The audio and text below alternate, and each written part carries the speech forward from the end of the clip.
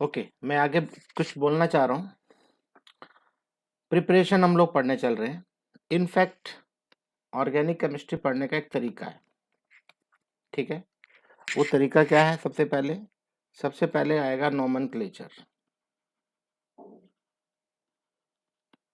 12th में भी हम ऐसे ही पढ़ेंगे। फिर क्या आएगा? Physical property. जरूरी नहीं है, थोड़ा आगे पीछे भी हो सकता है। तीसरा प्रिपरेशन। कभी कभी प्रिपरेशन के बाद में फिजिकल प्रॉपर्टी आती है। फिर बाद में आता है केमिकल रिएक्शंस।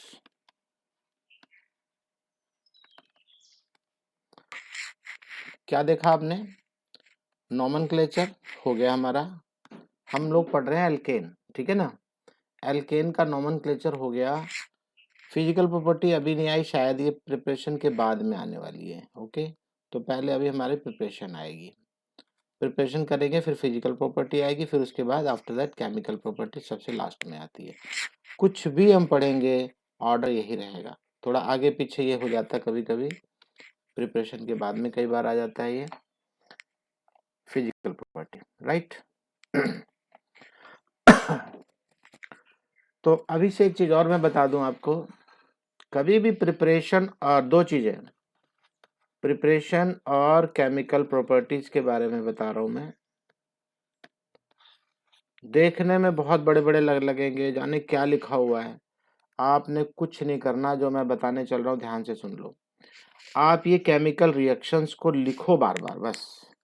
पहले तो 2-3 बार पढ़ लो, और फिर एक बार क्या करो, बिना देखे लिखो। बिना देखे लिखो, लिखो फटाफट याद हो जाता है। और पेपर पे लिखो, नहीं लिखोगे तो नहीं याद होगा। और ये जितनी भी रिएक्शंस रहेंगी ना, पता लगा 3 पेजेस की रिएक्शंस आपको कितना, एक सिंगल पेज पे आ जाएगा सब। एक बार लिखते आपको लगा रहे तो कुछ भी नहीं है, बहुत थोड़ा सा है, ऐसे देखने में बहुत बड़ा लगेगा, ठीक है। तो मैं उम्मीद करूंगा कि जैसे मैंने बोला है आपको वैसे आप पढ़ेंगे, ठीक है। तो सबसे पहला है प्रिपरेशन किसका? एल्केन की। हम लोग एल्केन पढ़ रहे हैं, और एल्केन की प्रिपरेशन कैसे होती है। सबसे पहले बोलता है फ्रॉम अनसैचुरेटेड हाइड्रोकार्बन। एल्केन है तो सैचुरेटेड है ना। और उसको हमें किससे बनाना है? अनसैचुरेटेड से बनाना है, मतलब डबल या ट्रिपल बॉन्ड वाले से। ये है, मान लो ईथीन है, ध्यान ध्यान देना। अभी ईथीन है, और ईथीन से हमें ईथेन बनाना है। ये 10th क्लास का है। 10th क्लास का है, ये याद है आपको? एडिशन रिएक्शन के नाम से था ये।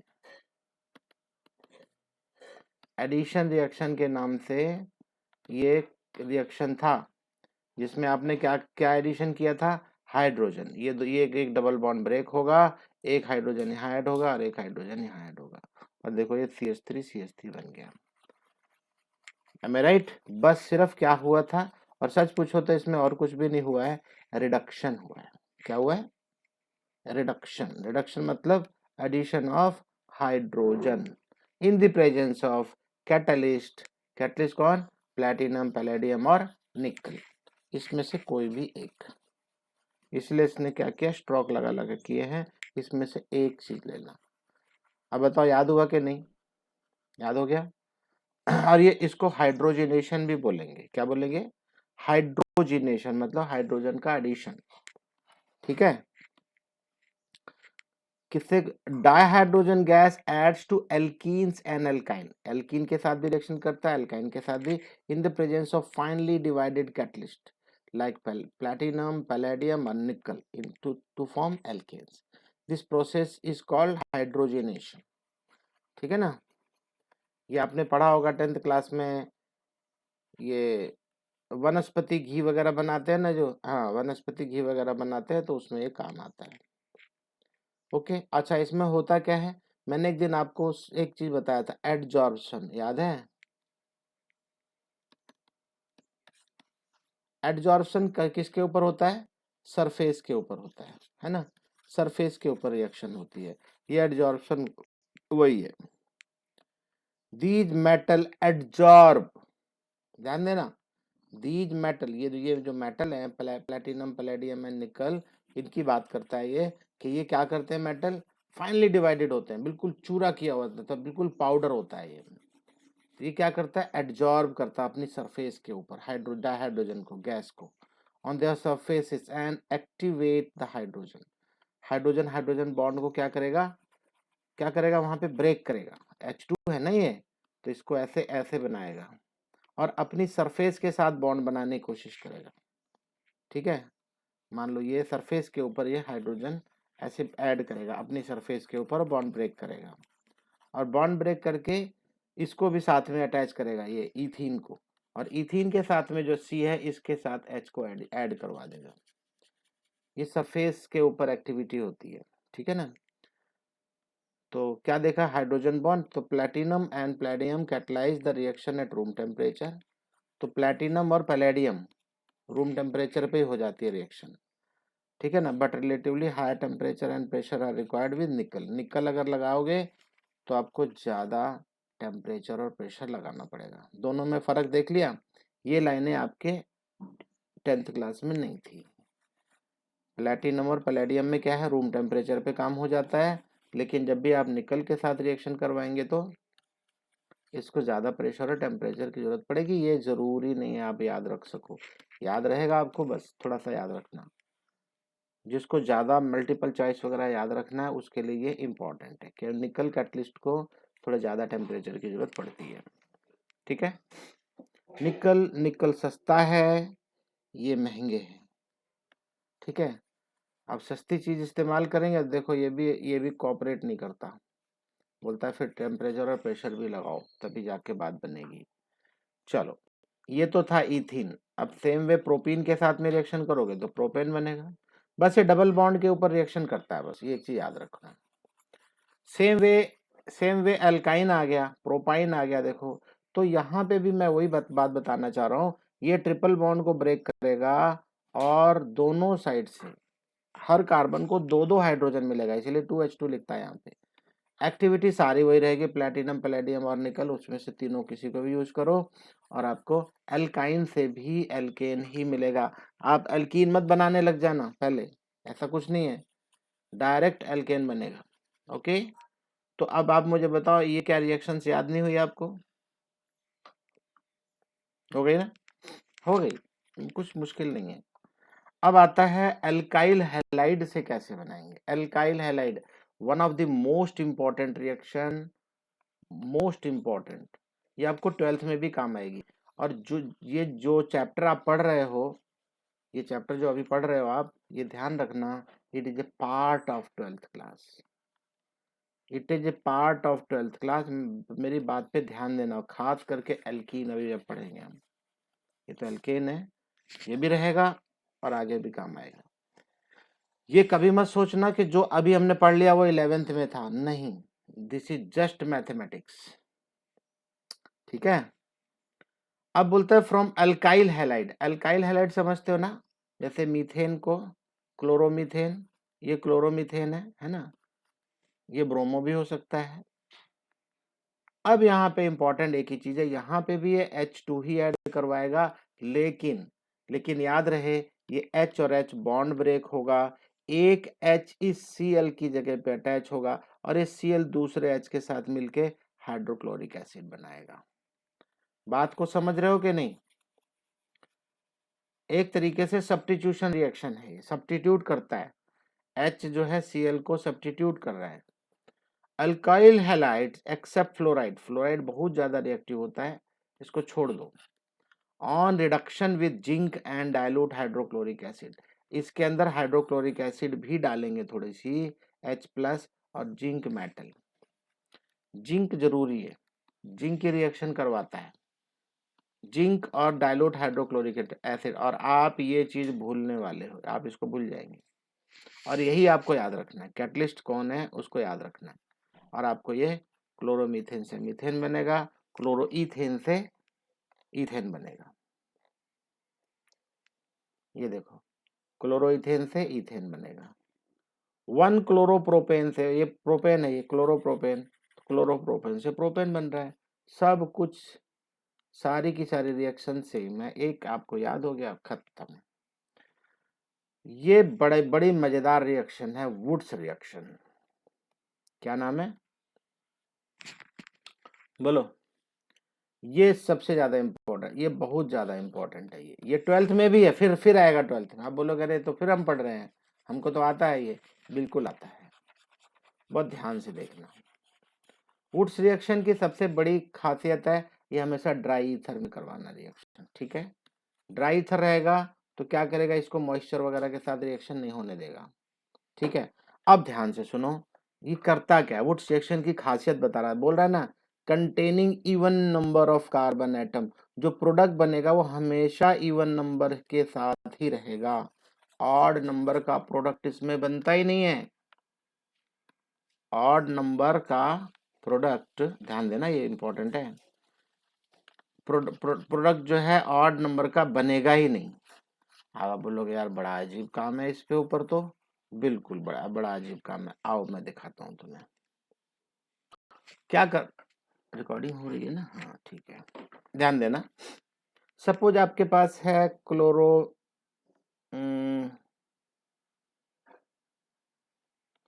क्लोरोमीथेन।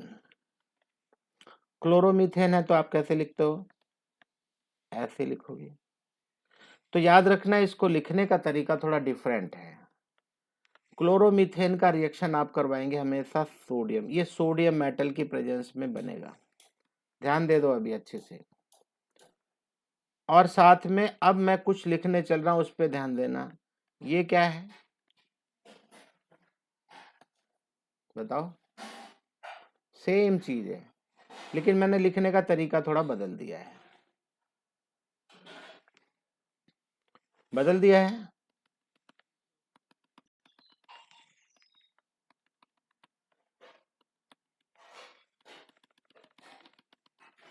आपको ऐसा नहीं लग रहा है ये सोडियम क्लोराइड बनना चाहिए?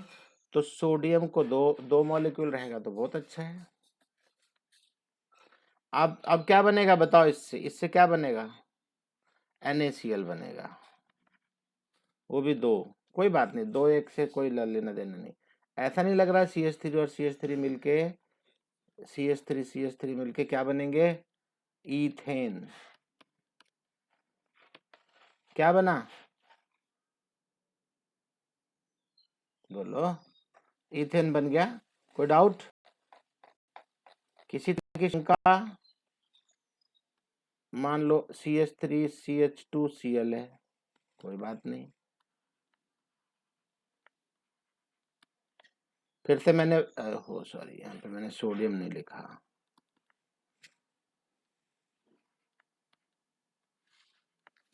क्या लिख रहा हूं मैं,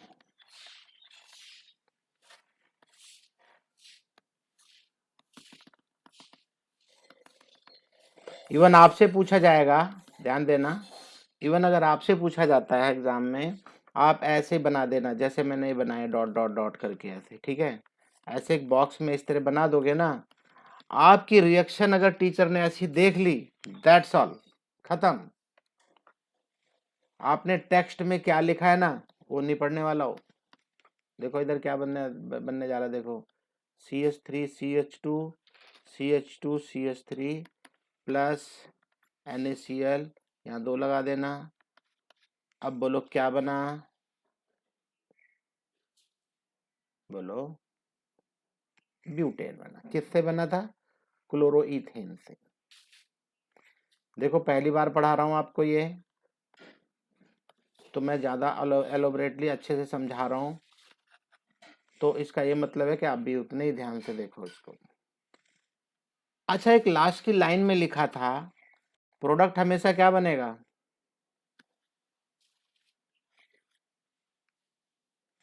इवन। तो इस वुड्स रिएक्शन के बारे में एक चीज और बता दूं, ये रिएक्शन अभी आप क्या करोगे 12th क्लास में जब आओगे, सुन लो ध्यान से। तो कभी कभी आपको क्या बोलेगा वो, क्लोरोमीथेन से आप क्लोरोईथेन बनाओ, ऐसा क्वेश्चन होगा। क्लोरोमीथेन से क्लोरोईथेन बनाओ। तो अब आपको लग रहा है कि यार ये तो मीथेन है, एक ही सी है, और मुझे दो सी चाहिए। तो सबसे पहले आप यही रिएक्शन करेंगे, वुड्स रिएक्शन। वुड्स रिएक्शन से आपका मीथेन से ईथेन बन जाएगा, नो डाउट। सिर्फ मीथेन ईथेन ऐसे बनेगा, बाद में क्लोरीनेशन हम करवा लेंगे। देखो ईथेन बना है ना, अब इसका क्लोरीनेशन कराओगे, क्लोरीनेशन जैसा कि एक दिन कोई बच्चा बता भी रहा था, इन द प्रेजेंस ऑफ सनलाइट, तो क्या बनेगा? बना के नहीं? अरे बोलो भाई, मेरी आवाज आ रही है ना? तो मैं ये बताना चाह रहा हूं कि आपको बड़ी बड़ी रिएक्शंस आएंगी। बड़ी का मतलब है इसको अक्सर एसेंट रिएक्शन बोलेंगे। CH3 CH2 Cl में और कुछ और लिख दिया था क्या? क्लोरोमीथेन, हाँ क्लोरोइथेन है। मतलब अरे ये तो एक मैं एग्जांपल बता रहा हूँ कि एक मीथेन वाला दे देगा आपको, एक सी वाला दे देगा, और आपको आपसे क्या बनवाएगा? ये देखो, ये भाई ये क्या है, ये बताओ मुझे, ये क्या है? आपका रिएक्टेंट क्या है? क्लोरोमीथेन। क्लोरोमीथेन के साथ उड्स रिएक्शन कराओगे तो आपको क्या मिला? ईथेन मिला। ईथेन का क्लोरीनेशन कराओगे इन द प्रेजेंस ऑफ सनलाइट तो क्या बनेगा? ये CH3 CH2 Cl। यही तो बता रहा हूँ। तो क्या देखा आपने? क्लोरोमीथेन से शुरू करके क्लोरोइथेन तक आ गए हम लोग। एक का एक कार्बन आपको बढ़ाना था। तो ये रिएक्शन हमें कहाँ काम आएगी? Accent reaction. एसेंट मतलब जब हमें कार्बन ज्यादा चाहिए। ओके, कार्बन हमें ज्यादा चाहिए, बढ़ रहा है कार्बन, तो उस केस में वुड्स रिएक्शन हमारी हेल्प करेगा। मेरे ख्याल से वुड्स रिएक्शन काफी हो गया, हर चीज समझ में आ गई। तो इसमें इवन नंबर मिलता है, ठीक है। अभी बोलता है what will happen if two different alkyl halides are taken. ये इंपॉर्टेंट है। क्या बोलना चाहता है बोलो? वो पढ़ा भी रहा है और आपसे सवाल भी पूछ रहे हैं। क्या बोलो अगर दो अलग अलग है, देखो ये सवाल पूछ रहा है, इंपॉर्टेंट है, ये समझना चाहिए आपको। अब ये क्या पूछ रहा है? अगर इसमें क्लोरोमीथेन मिला दिया और साथ में आपने ये भी मिला दिया CH3 CH2 Cl, दो डिफरेंट क्लोरोइथेन, सॉरी, एक है क्लोरोमीथेन और एक है क्लोरोइथेन, तब क्या होगा? तब आपको ऐसे सोचने पे मजबूर करता है ये कि आप सोच रहे होगे कि भाई ये वाला होगा, तो ये ऐसे कर देंगे, ये चला जाएगा और ये दोनों मिलके ऑड नंबर बन जाएगा। बिल्कुल नहीं होता, बिल्कुल नहीं होगा। फिर आप बोलोगे सर फिर क्या होगा? बताता हूं क्या होगा। सेम टाइप वाला सेम वाले टाइप से रिएक्शन करेगा। तो इसका मतलब क्लोरोमीथेन के साथ क्लोरोमीथेन ही रिएक्शन करेगा। ये NaCl बनाएगा, यहाँ 2 लगा लेना भाई, वो सब चीजें। और यहाँ पे क्या बन गया? ये CH3 CH3। और ईथर जरूर डाल देना, ईथर डालना जरूरी है। हाँ हाँ, carbon atom, only carbon atom. हाँ, सच पूछे तो पूरी ऑर्गेनिक केमिस्ट्री में कार्बन की ही बात करेंगे, ठीक है। देख रहे हो, ये दो NaCl बन गया, अब साथ में क्या बनेगा बताओ? डबल हो गया ना, CH3 CH2 CH2 CH3। तो उड्स रिएक्शन अब मैं शायद दोबारा 12th में भी नहीं बताऊंगा, ध्यान रखना। मैं इतना ज्यादा अच्छे से इसमें टाइम दे रहा हूँ जिससे कि आप समझ सको अच्छे से हर चीज को। हाँ भाई भार्गव, भार्गव, बच्चे समझ में आ रहा सब बढ़िया? ये तो पढ़ा होगा तुमने, ठीक है, बस समझते जाओ। और मैं एक चीज बताना चाह रहा हूँ, अगर मैं ऑर्गेनिक केमिस्ट्री, ध्यान से सुन लो, अगर मैं ऑर्गेनिक केमिस्ट्री 1 घंटे पढ़ाता हूँ, आपको सिर्फ 15 मिनट देखना पड़ेगा बस। ये मेरी गारंटी है, बता रहा हूँ, 15 मिनट बस। ये 15 मिनट अगर आप नहीं देंगे तो आप गए काम से। मेरे ख्याल से 15 मिनट आपको इन्वेस्ट कर देना चाहिए, आपको पूरा याद आ जाएगा। और एक बार अगर आपने याद कर लिया, उसके बाद जब भी पढ़ोगे आप पूरा याद हो जाएगा। तो प्लीज हैंड टू हैंड याद करो। मेरे पढ़ाने के बाद तुरंत बाद अपनी बुक उठाओ, आपकी बुक से ही मैं पढ़ाता हूँ इसलिए अपनी बुक उठाओ, रिएक्शंस को देखो और कोशिश करो लिखने की। तो ये वुड्स रिएक्शन आपकी हो गई। नेक्स्ट है, हम लोग क्या पढ़ रहे हैं, प्रिपरेशन ऑफ एल्केन्स। एल्केन्स कैसे प्रिपेयर होता है। तो तीसरा उसका मेथड है कार्बोक्सिलिक एसिड से कैसे बनाएंगे। बहुत ध्यान से देखना, इंपॉर्टेंट है, ये भी इंपॉर्टेंट है, जितने पढ़ रहे हो इंपॉर्टेंट है ही सारे। देखो यहाँ पे फिजिकल प्रॉपर्टी शुरू होने वाली है, मतलब प्रिपरेशन खत्म होने वाला है, ज्यादा कुछ भी नहीं है। तो तीसरे में क्या आता है, from carboxylic acid. Carboxylic acid का आपको पता ही है क्या होता है, ओइक एसिड वगैरह पढ़ते हो ना जैसे। तो इसका अगर सॉल्ट है आपके पास तो इसका सॉल्ट क्या होगा, जैसे सोडियम का, आपने ये 10th क्लास में पढ़ा है। सोडियम है, सोडियम हाइड्रोक्साइड से रिएक्शन कराएंगे तो आपको ये सोडियम सॉल्ट मिलता है कार्बोक्सिलिक एसिड का, राइट। बस उस H की जगह पे Na आ जाता है बस, और कुछ भी नहीं है इसमें, ज्यादा डिफरेंस नहीं है। क्या बोलता है, ध्यान दो इधर, ये आपका सोडियम इथनोएट है। सोडियम इथेनोएट का मतलब ये जो यहाँ पे H था उसकी जगह पे Na आ गया बस, और कुछ नहीं है। और इसको वापस NaOH से रिएक्शन कराते हो in the presence of calcium oxide.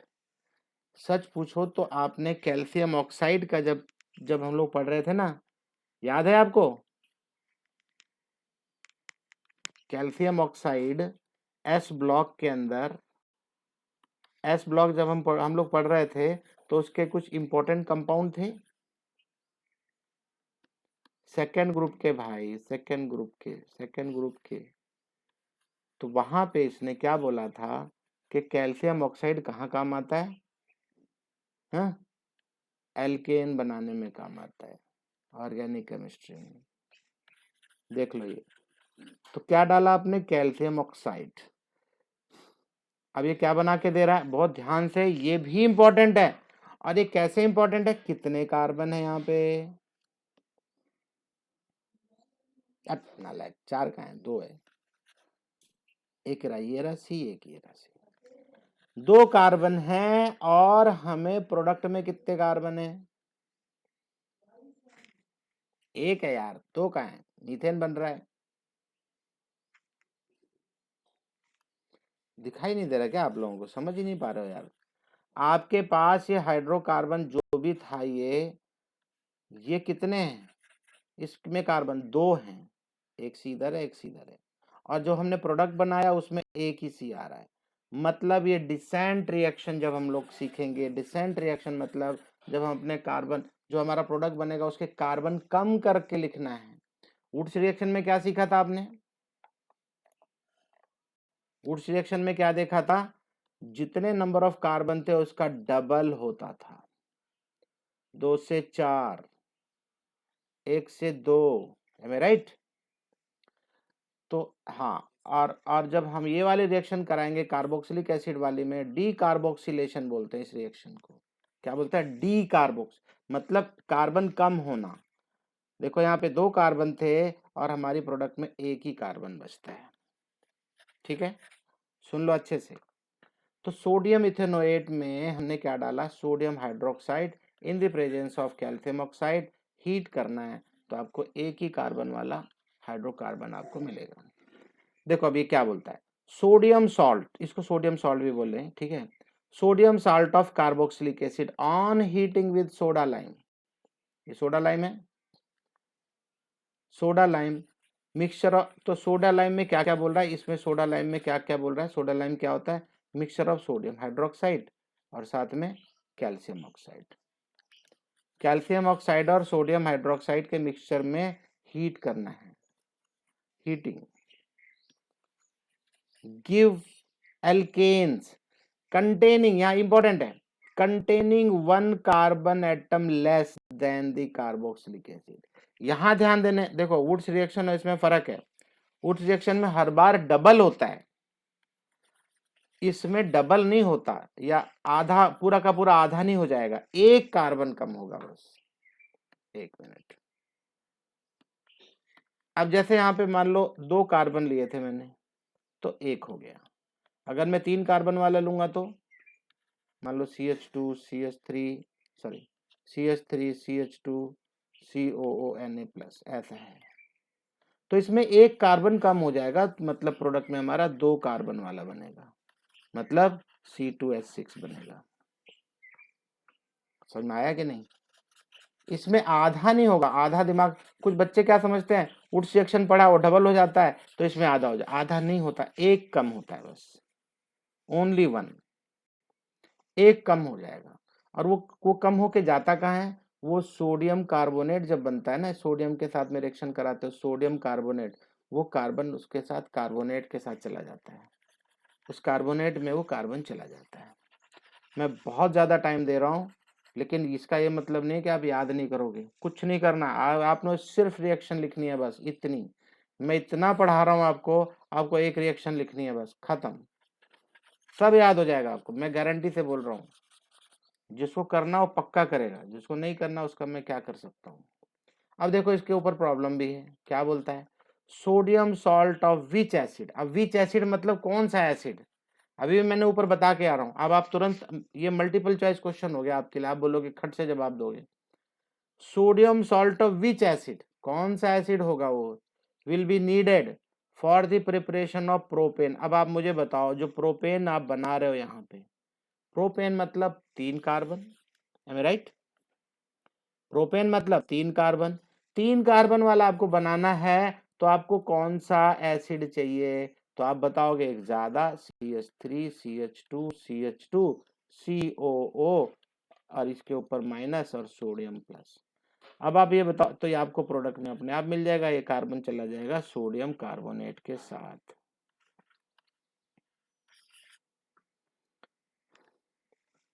अब आप बताओ समझ में आया कि नहीं? एक कार्बन कम, वेरी वेरी सिंपल। तो इसका अगर देखो, अब उसने प्रोडक्ट पूछ लिया, प्रोडक्ट बता के रिएक्टेंट पूछ रहा है, तो प्रोडक्ट जब हमको 3 पता चल गया, तो साफ पता चल रहा है कि वो ब्यूटेनोइक एसिड होगा। वो कौन सा एसिड होगा, ब्यूटेनोइक एसिड। हाँ बस खत्म। आई होप क्लियर हो गया होगा आपको। अब इसके बाद आता है कोलबेज इलेक्ट्रोलिटिक मेथड। कोलबे रिएक्शन बहुत इंपॉर्टेंट है, आपको 12th क्लास में भी है, ठीक है ना। कोलबे क्या होता है, कोलबे बाय नेम रिएक्शन भी क्वेश्चन पूछता है, पेपर देखोगे तो। कोलबे का इलेक्ट्रोलिटिक मेथड क्या है, किस मेथड से क्या बनाए। अब ये क्या बोलता है, an aqueous solution of sodium और पोटेशियम सॉल्ट, एक्वस होना चाहिए, किसका, सोडियम हो या पोटेशियम का सॉल्ट हो, ऑफ ए कार्बोक्सिलिक एसिड, बिल्कुल उसी की बात करता है जैसे ये है, ये सोडियम सॉल्ट था, ये प्लस और ये माइनस, ये सोडियम की जगह पे आप पोटेशियम डाल दो, कुछ फर्क नहीं पड़ता। ऑन इलेक्ट्रोलाइसिस, अब जब भी आप इसका इलेक्ट्रोलाइसिस करोगे, ये ऊपर तो रिएक्शन आपने कैल्शियम ऑक्साइड के साथ में सोडियम हाइड्रोक्साइड डाल के रिएक्शन बनाया था, अब ये यहाँ पे भी वही बता रहा है कि इसी तरह से हम लोग अब इलेक्ट्रोलाइसिस करेंगे। जब भी आपको इलेक्ट्रोलाइसिस नाम आएगा तो इलेक्ट्रोड्स के नाम आएंगे, और इलेक्ट्रोड्स में क्या क्या होता है, कैटायन सॉरी कैथोड होता है और एनोड होता है। कैथोड और एनोड पे क्या क्या कहानी बनती है आप अच्छे से जानते हो, नहीं जानते तो फिर से बताऊंगा मैं आपको। ये चीज कुछ लोग है ना, कभी भी नहीं सीख पाते, कभी भी नहीं सीख पाते, फिर से सिखाऊंगा मैं, आपको समझ में आ जाएगा। अब बोलता है containing even number of carbon atom at the anode, anode के ऊपर हमेशा इवन नंबर के कार्बन एटम आते हैं। तो यहाँ पे देखो सोडियम एसीटेट लिया है, दिखाई दे रहा है कि नहीं, क्या लिया, सोडियम एसीटेट, मतलब CH3 COONA इसके ऊपर एसीटेट के ऊपर माइनस साइन, वाटर मॉलिक्यूल के साथ में रिएक्शन करेंगे और इलेक्ट्रोलाइसिस होगा जब, ध्यान देते ना, ये इसने क्या किया, ओवरऑल रिएक्शन डाल दी सीधे सीधे के प्रोडक्ट में क्या क्या बनाएगा। तो ध्यान देना यहाँ पे क्या बोलता है ये, CH3 COONA, इस केस में कितने कार्बन है, कितने कार्बन है, अरे बोलो यार, आवाज सुनो सुनो सुनो सुनो, अगर मैं इस 2 को हटा दूं तो मेरे पास 2 ही है, क्योंकि जो रिएक्टेंट है उसमें मैं 2 ही बोल सकता हूँ, सुनो सुनो ध्यान से, मैं बताने जा रहा हूँ कुछ। तो ये हमें प्रोडक्ट में 2 ही देगा, लेकिन मुझे यहाँ पे 2 इसलिए लिखना पड़ रहा है, इससे मुझे 2 ही मिलेगा। अगर मैं यहाँ डबल लिखूंगा, क्योंकि मुझे कार्बन डाइऑक्साइड भी मिलेगा, और जब आप यहाँ 2 लगाओगे तभी उतने ही कार्बन डाइऑक्साइड मिलेंगे जितने कार्बन यहाँ है। जितने कार्बन यहाँ है उतने कार्बन वाला मुझे कार्बन डाइऑक्साइड भी मिलेगा। ये याद रखना आपको, जो चीज विशेष चीज जो मैंने बताई आपको। और साथ में क्या मिलेगा? सोडियम हाइड्रोक्साइड, क्योंकि ये H2O जो होगा ना, वो H प्लस और OH माइनस में कन्वर्ट होगा। कैसे होगा अभी बताते चल रहा हूँ मैं, ध्यान से सुनो। The reaction is suppose to follow the following path. कौन सा पाथ फॉलो करेगा, चलो देखते हैं। पहली बात करता है, जब ये सोडियम इथेनोएट है, अब इसमें क्या होने जा रहा है, सब यहाँ ध्यान देना, ये अलग अलग हो रहा है। ये सोडियम अलग हो जाएगा और ये अलग हो जाएगा, मतलब आयन बन रहे हैं। जैसे हम लोग ऐसे बोलते हैं ना, सोडियम प्लस क्लोराइड माइनस, याद है? तो यहाँ पे भी हमने उसको वैसे ही लिखा है, कुछ खास नहीं लिखा है इसमें कि भाई सोडियम प्लस, मैंने आयन की फॉर्म में यहाँ ऐसे लिख दिया और इस वाले पार्ट को ऐसे लिख दिया। और वैसे भी आप लोग कार्बोक्सिलिक एसिड कई बार बता चुका हूँ कि भाई ये एक तरफ, ये कार्बोक्सिलिक एसिड में ऐसे होता है ना, अगर देखा जाए ऐसे ही होता है। लेकिन इसके साथ में, क्योंकि O के साथ, इस H के साथ में क्या था, Na था, तो वो Na अलग हो गया। Na अगर प्लस की साइड में Na अलग हो जाएगा तो आपके पास यहाँ पे क्या बचता है, यहाँ पे एक माइनस साइन बचेगा। तो ये है ये, ठीक है। Na अलग हो गया, ये अलग हो गया साथ में। अब यहाँ पे एनोड पे बोलता है क्या रिएक्शन होती है, बहुत ध्यान से देखना। कुछ बच्चे हमेशा डाउट में रहते हैं, वो आपका डाउट अभी भी मैं खत्म करूंगा, बाद में भी खत्म करूंगा, लेकिन आप अगर सीखना चाहोगे तो, कि एनोड और कैथोड में क्या होता है। आप मुझे एक चीज बताएंगे, 10th क्लास में आप पढ़े थे, मैं 10th की रिपीट करता हूँ बहुत सारी बातें, उसी से कनेक्ट कर देता हूँ। जो बच्चे थोड़ा भी बहुत जानकारी रखते हैं उनको आसानी से याद हो जाता है।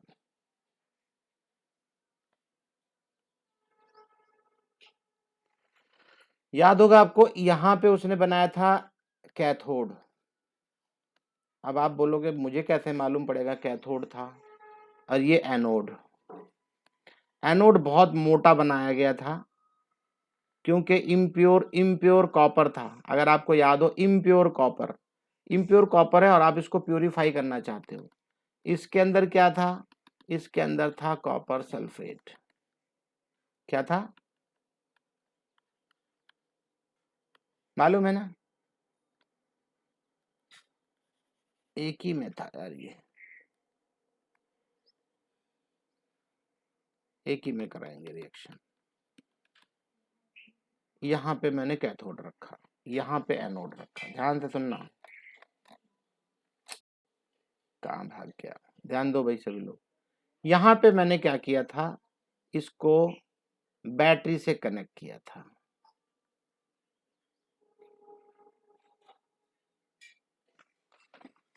अब एक चीज बताओ, आप क्या चाहते क्या हो, आप क्या चाहते हो? आप चाहते हो कि भैया इलेक्ट्रॉन, हाँ सुन लो तो, पहले सुनो, ध्यान से सुनो। कॉपर प्योर, इसके ऊपर हमें कैथोड के ऊपर कॉपर प्योर आ जाए, नो डाउट। और अब ये कैसे याद कैसे होता है, ये मैं आपको थोड़ा सा याद दिला दूं कि यहाँ पे ऐसे करके, अरे यार ज्यादा ही बड़ा हो गया, ऐसे हो गया था, और यहाँ कुछ ऐसे ही इकट्ठा हो गया था नीचे, और इसने इसका नाम दिया था एनोड मड। एनोड मड में आपको साफ पता चल रहा है कि एनोड के ऊपर क्या होने जा रहा है। एनोड के ऊपर सच पूछो तो एक रिएक्शन होती है, इसके ऊपर जो कॉपर मेटल का है, उस कॉपर को ये कॉपर आयन में कन्वर्ट करता है, और वो आयन किस में घुस गया, इस सॉल्यूशन के अंदर। ये कॉपर आयन इस सॉल्यूशन में चला जाएगा और यहाँ से निकलेंगे 2 इलेक्ट्रॉन। भाई ये 2+ बनेगा तो 2 इलेक्ट्रॉन छोड़ेगा कि नहीं, समझ में आ रहा है ना?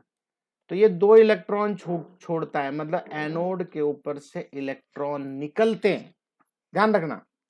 और यही इलेक्ट्रॉन कैथोड के ऊपर आएगा और ये क्या करेगा, यहां पे भी यही चीजें अवेलेबल है, कॉपर 2+ और सल्फेट 2-।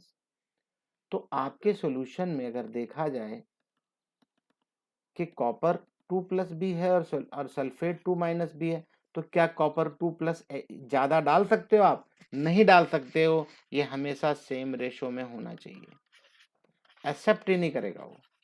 तो जब सेम रेशो में होना चाहिए आपको, तो क्या करेगा, जैसे ही वो 2 इलेक्ट्रॉन इधर की तरफ भाग के आएगा, इसके बाजू में जो इकट्ठे इंतजार कर रहा है सल्फेट 2-, ये जो सल्फेट 2- इंतजार कर रहा है, ये क्या करेगा, फटाफट 2 इलेक्ट्रॉन देगा, सॉरी कॉपर 2+, यहाँ कॉपर 2+ जो इंतजार कर रहा है यहाँ पे, ये 2 इलेक्ट्रॉन लेगा और कॉपर सॉलिड बना देगा, और वो सॉलिड बनाएगा तो इस पे कैथोड के ऊपर चिपक जाएगा। कैथोड किस चीज का बना है? कैथोड और कुछ भी नहीं है, प्योर कॉपर की एक स्ट्रिप है, उसी के ऊपर कॉपर डिपॉजिट होना चालू हो जाएगा। तो साफ साफ पता चल रहा है कि अगर इलेक्ट्रॉन इधर आना है, सॉरी उल्टा हो गया, तो करंट किधर जाएगा, करंट, अरे यार भाग क्यों जा रहा है यार, ये राइट साइड में, तो करंट जो है इस डायरेक्शन में जाएगा और इलेक्ट्रॉन इस डायरेक्शन में आएगा। ये बात समझ में आई कि नहीं? अगर ये बात समझ में आ गई, मैं देखो 10th की चीज को फिर से बताया हूं। अब आप एक चीज बताओ मुझे, मैं सीधे कैथोड पे आता हूं, ध्यान से सुनो। कैथोड के ऊपर क्या आया था? इलेक्ट्रॉन, बोलो। कैथोड के पास आया ना इलेक्ट्रॉन, कहां से आया? एनोड पे, एनोड पे जनरेट हुआ, जनरेट मतलब उसने अलग अलग किया था। वैसा ही रिएक्शन यहाँ पे भी हो रहा है, यहाँ कॉपर नहीं है, यहाँ कुछ और है, लेकिन काम उनका सेम रहता है, कैथोड एनोड का। जो एक्टिविटी कैथोड एनोड पे होती है सेम होती है हमेशा। तो देखो भी वही इलेक्ट्रॉन कैथोड के ऊपर आया, ये वाटर के साथ में रिएक्शन करता है, इसको इलेक्ट्रॉन देता है, और ये एक फ्री रेडिकल बनता है H, और बनेगा साथ में OH-। देखो जनरली H2O को ब्रेक करते हो तो आपको H+ और OH- जनरली आप ऐसा लिखते हो, एम आई राइट? क्या लिखते हो? ऐसे लिखते हो ना। लेकिन यहाँ एक इलेक्ट्रॉन है जो ये हाइड्रोजन लेता है और बोलता है कि भैया अब मैं H+ नहीं हूं, अब मैं क्या हूं? फ्री रेडिकल हूं, मेरा इलेक्ट्रॉन मेरे पास है। H, देखो H+, H- और H के ऊपर डॉट, इन तीनों में फर्क अगर नहीं पता तो फिर से अच्छे से बता दूंगा। H+ का मतलब होता है कि उसके पास कोई इलेक्ट्रॉन नहीं है, H के पास जो एक होता है वो भी कोई ले गया। और H- का मतलब होता है उसका अपना एक इलेक्ट्रॉन पहले से है और एक एक्स्ट्रा आया हुआ है, तो H- लिखेंगे। और अगर H के ऊपर एक डॉट दिखाई देता फ्री रेडिकल, इसका मतलब H का अपना खुद का इलेक्ट्रॉन है, बस, ना किसी से लिया और ना किसी को दिया। बोलो समझ में आया? हाँ, क्योंकि जब आप ब्रेक करोगे ना, H2 को ब्रेक करोगे तो H के ऊपर डॉट और प्लस H के ऊपर डॉट ऐसे रहेगा, मतलब अपना अपना इलेक्ट्रॉन। आपने मैकेनिज्म में क्या पढ़ा था? मैकेनिज्म में क्या पढ़ा था बताओ? मैकेनिज्म में H और H का जो बॉन्ड ब्रेक हुआ था, आपने ऐसे करके ऐसे दिया था और ऐसे करके ऐसे किया था, याद है? मतलब बॉन्ड ब्रेक होता है और अपना अपना इलेक्ट्रॉन एक ही अपना लेके चला जाता है, एक ही अपना लेके चला जाता है। ये semi hook, half hook, half hook का बनाया था ना, ये एरो करके ऐसे बनाना है और दोनों को एक एक इलेक्ट्रॉन दे देना है, तो क्या बन गया? Free radical. Free radical are very reactive, बहुत रिएक्टिव होते हैं। रिएक्टिव होने की वजह से क्या करता है, ये जो दो हैं H- मतलब फ्री रेडिकल, और एक और उसको फ्री रेडिकल जैसे ही मिलेगा फटाफट H2 बना लेगा। देखो इधर फ्री रेडिकल H2 बना लिया, तो एनोड के ऊपर आपको हाइड्रोजन गैस रिलीज होगी, हाइड्रोजन गैस कैथोड के ऊपर रिलीज होगी। लेकिन उससे पहले एनोड पे क्या हुआ वो भी तो देख लेते हैं, वो मैंने नहीं बताया आपको। एनोड एनोड ही तो इलेक्ट्रॉन देगा, अब आपने पीछे क्या पढ़ के, अभी मैंने जो बताया आपको फिगर में यहाँ पे ये बताया एनोड के ऊपर ही तो एनोड मड नीचे गिरता है। आप एनोड मड के बारे में हमेशा जिक्र मत करो, कॉपर के केस में ही होता है, बस हमेशा नहीं होता। तो वो याद रखने के लिए आपको सिर्फ बता रहा हूँ कि एनोड मड नीचे आएगा तो एक कॉपर मेटल जो है, ये कॉपर मेटल कॉपर आयन और इलेक्ट्रॉन छोड़ेगा, ये चीज आपको याद करवाने के लिए। और यही इलेक्ट्रॉन शिफ्ट होके एनोड से शिफ्ट होके कैथोड पे आता है और ये सॉलिडिफाई करता है कॉपर आयन को। ठीक है, वापस आ जाओ।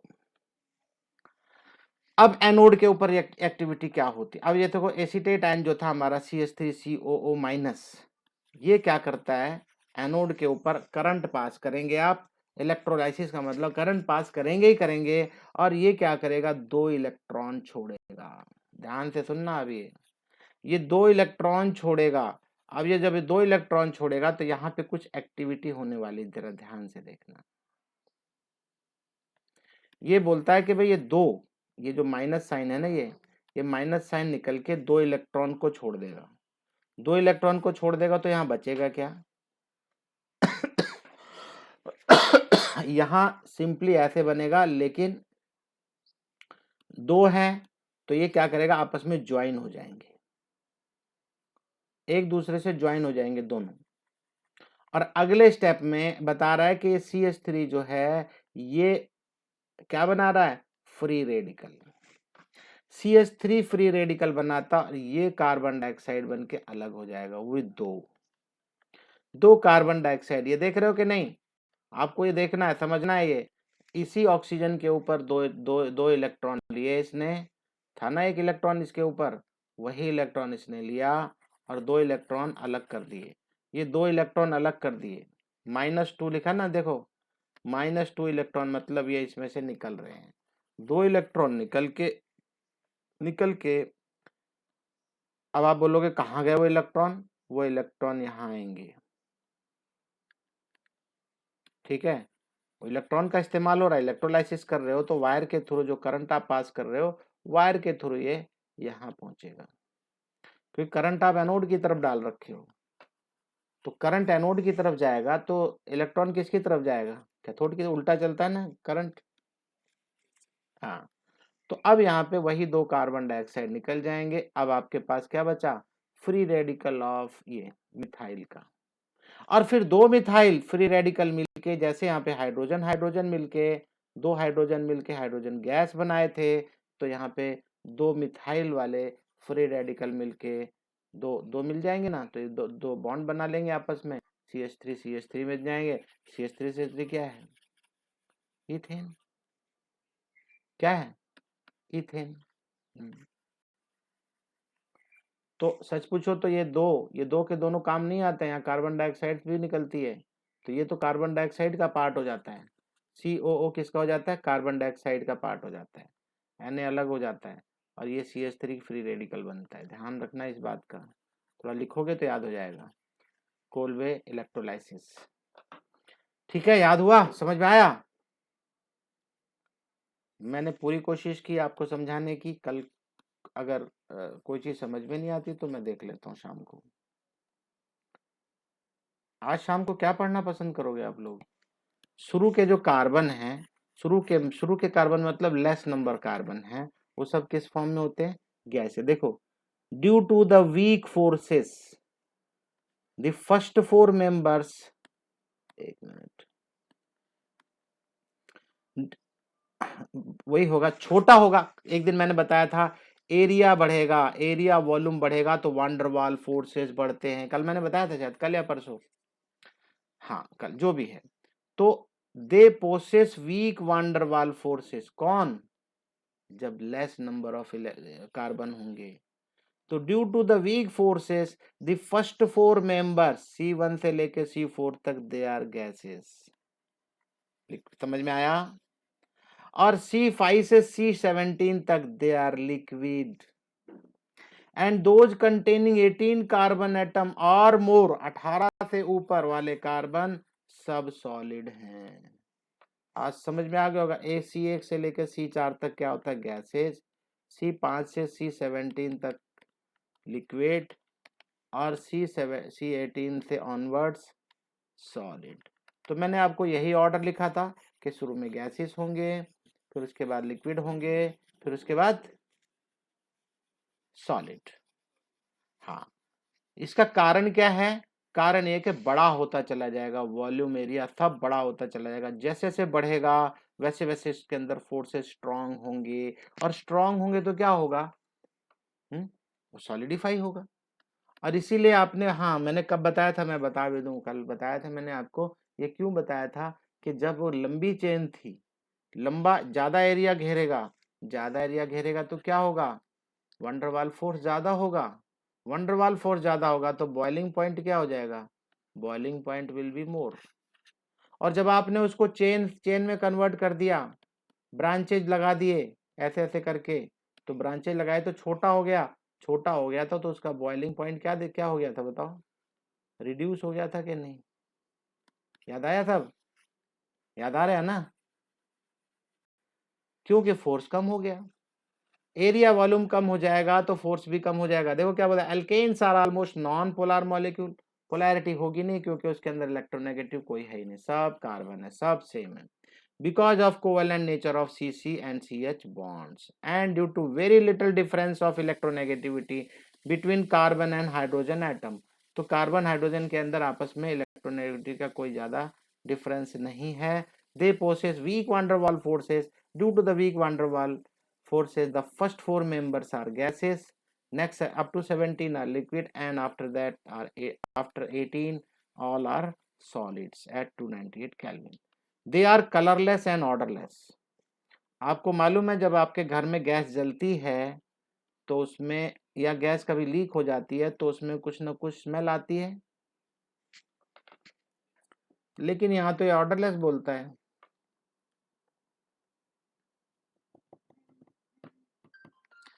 अगर उसमें कुछ मिलाया ना जाए और घर के अंदर गैस लीक करने लगेगी तो क्या पता चलेगा?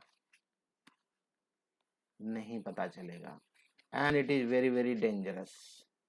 इसीलिए उसमें कुछ मिलाया जाता है। क्या मिलाया जाता है मुझे भी याद नहीं है यार, अभी मैं बताता हूँ, देख लेना आप लोग गूगल में, ठीक है? क्या चीज मिलाते हैं जिसकी वजह से वो स्मेल आती है, तीखी स्मेल आती है, तुरंत पता चल जाता है हाँ भाई गैस लीक हो रही है। What do you think about solubility of alkane in water based upon non-polar nature of alkane? alkane का नेचर कैसा है? नॉन पोलर है, तो वो क्या क्या डिजोल्व होगा पानी में? या petrol is a mixture of hydro, ये भी हमें मालूम है, पेट्रोल भी हाइड्रोकार्बन का मिक्सचर है, and used as a fuel for automobile. Petrol and lower fractions of petroleum are also used for dry cleaning of clothes. पता है कि नहीं आपको? जब दाग वाग ज्यादा हो जाते हैं तो उन कपड़ों पे क्या लगाते हैं? पेट्रोलियम प्रोडक्ट्स लगाते हैं जिससे कि वो दाग वाग हट जाएं, ठीक है? तो ड्राई क्लीनिंग में भी काम आता है cloth, to remove grease stains. On the basis of this observation, what do you think about the nature of greasy substance? Greasy substance का क्या नेचर है? पोलर या नॉन पोलर? बोलो। नॉन पोलर, ठीक है ना? Non polar. वाटर क्या है बताओ? वाटर पोलर है नॉन पोलर? अरे बाबा, पोलैरिटी नहीं होती उसमें, है ना? इसमें लोन पेयर होते हैं तो पोलैरिटी होती है नहीं? होती है। तो पानी में आप ग्रीस डाल दो, क्या होगा? जल्दी बोलो यार। हाँ, ग्रीस पोलर होगा नॉन पोलर होगा, ये चीज बताओ। एक चीज याद रखना हमेशा, रुको एक चीज बता दूं मैं।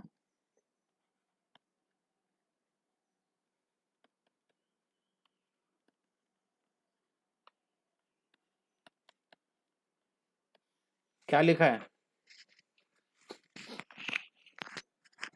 हाँ, लाइक डिजॉल्व्स लाइक। ग्रीस कभी भी पानी में डिजॉल्व नहीं होगी, और पेट्रोल में शुगर कभी डिजॉल्व नहीं होगी। पेट्रोल में नमक डिजॉल्व नहीं होगा, लेकिन वही पानी में शुगर हो या सॉल्ट हो डिजॉल्व होता है, और इधर ग्रीस और पेट्रोल डिजॉल्व होता है। कुछ पता चला? बोलो भाई, कुछ बात समझ में आई कि नहीं? ग्रीस पानी, आपके कपड़ों में ग्रीस लगी हो, हाथ में ग्रीस लगाओ, पानी से धोने की कोशिश करो, क्या होगा? साफ हो जाएगा? नहीं होगा। लेकिन वही ग्रीस लगे हुए हाथ को पेट्रोल में डालो, पानी गर्म हो गया। हाँ। ठीक है, जस्ट कमिंग। तो और पेट्रोल में हाथ डाल के देखो, फटाफट साफ हो जाएगा, ग्रीस ऐसे निकल जाएगी जैसे थी, लगी ही नहीं थी। चलो आगे बढ़ते हैं, छोड़ो, समझ में आ गया होगा आपको। Like dissolves like. So petrol में तो ये ग्रीसी स्टेन साफ करने के लिए, on the basis of observation what do you think about the nature of greasy substance? Greasy substance कैसे होते हैं? नॉन पोलर होंगे। So you are correct if you say that grease mixture of higher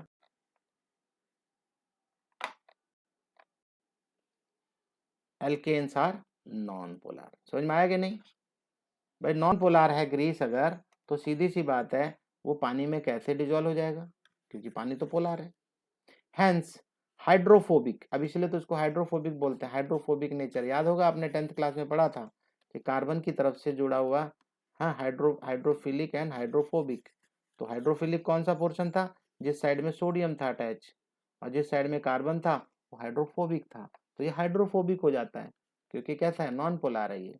So it is generally observed that in relation to solubility of substances in solvents, polar substances are soluble in polar solvents, whereas the non-polar ones in non-polar solvent that like dissolves like. अभी भी clear नहीं हुआ?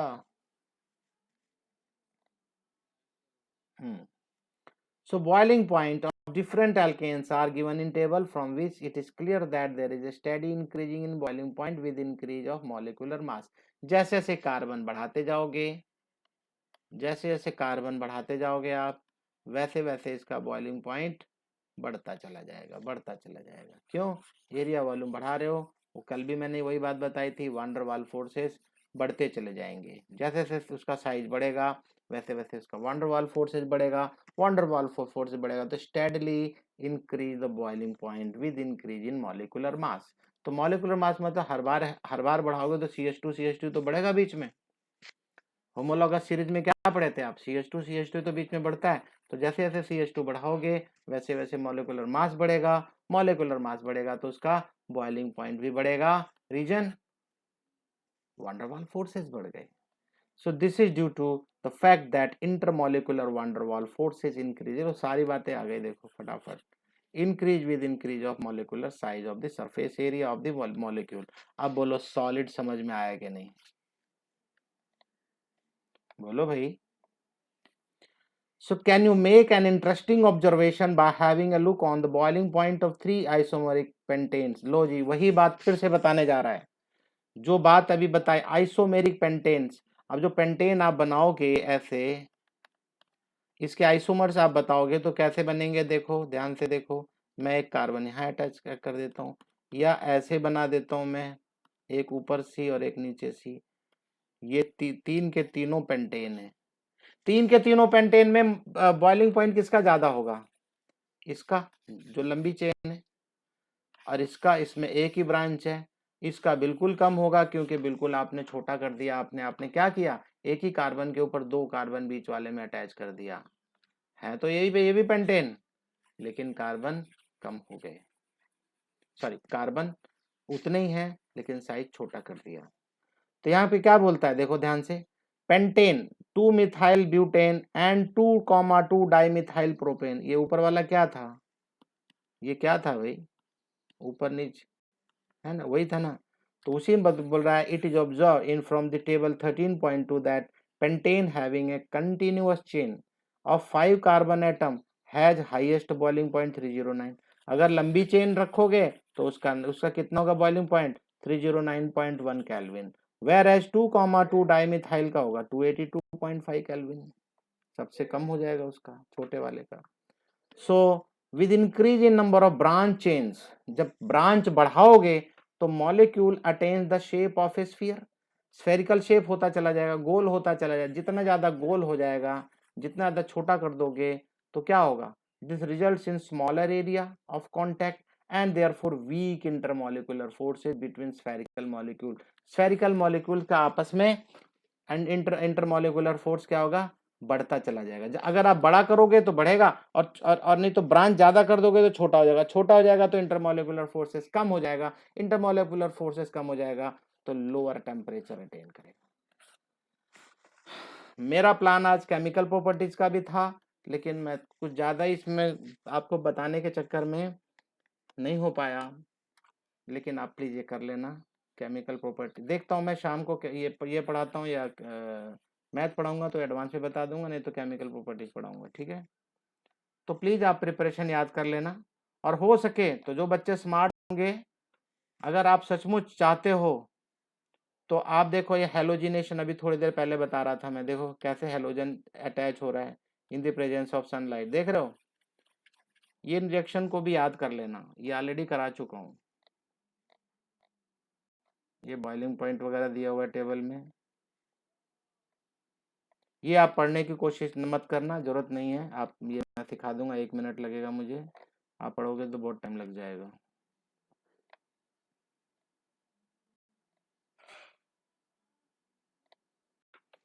Combustion, आप बता सकते हो combustion, methane का combustion oxygen के प्रेजेंस में करते हो तो कार्बन डाइऑक्साइड एंड वाटर। क्या ये आपने 10th में नहीं पढ़ा? मीथेन को ऑक्सीजन में प्रेजेंट है ना, कार्बन डाइऑक्साइड एंड वाटर, और साथ में क्या लिखता था आपको, हीट लिखता था, ये नहीं लिखा यहाँ हीट। देखो अब ये केमिस्ट्री में जैसे जैसे आप हायर क्लासेस में जाओगे तो हर चीज को एलोबरेटली समझोगे। तो हीट ऑफ कंबशन देखो, डेल्टा के साथ में सी लगा हुआ है, ये आप थर्मोडायनेमिक्स में पढ़ के आए हो, तो ये इतनी हीट रिलीज करेगा। सेम वे ब्यूटेन है, देखो ब्यूटेन में कितने, 6.5 ऑक्सीजन लेता है। आप इस ऑक्सीजन की काउंटिंग में ज्यादा परेशान मत हो, यहाँ भी कार्बन डाइऑक्साइड एंड वाटर। अब देखो कितने पर मोल, किलो जूल पर मोल कितना दे रहा है, देखो 2875, देख रहे हो कि नहीं। तो कंबशन है, जल रहा है वो। बस उतना याद करो, बस इतने, इससे ज्यादा नहीं, इससे ज्यादा नहीं, इससे इसके बाद वाला काम मेरा है। ये सब चीजें मुझे सिखानी पड़ेंगी आपको, थोड़ा आइसोमर वगैरह बनेंगे कैसे, क्या होगा, ये एरोमेटाइजेशन भी होगा, ठीक है। तो आज की क्लास में अभी समाप्त करता हूँ, ठीक है। तो मेरे ख्याल से जो चीजें मैंने सिखाई आपको, प्लीज आप इसको सीखने की कोशिश करना, पढ़ना, हाईलाइटर लगा लेना, और कुछ चीजें याद रखना, तो आपको बहुत काम आएगा। थैंक यू, क्लास समाप्त।